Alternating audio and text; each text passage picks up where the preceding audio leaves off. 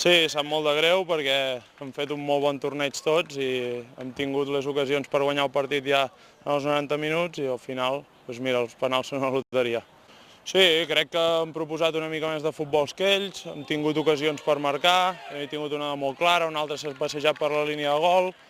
i el seu gol, ostres, el tio remata des de la línia de gol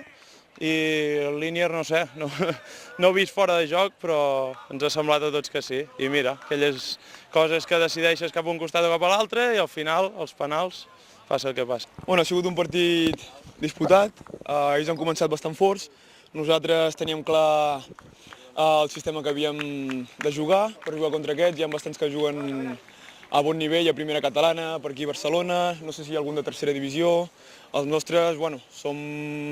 un equip humil, som bastants a tercera catalana, de segona catalana, hi ha alguna excepció de tercera divisió com som en Pep i jo,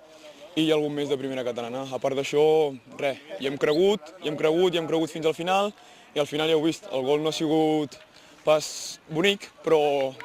val per un i ens ha servit per empatar i finalment superar la tanda de penaltis. M'és ben igual, l'objectiu era passar, m'és igual com fos, sigui penal, sigui 90 minuts, en pròrroga, que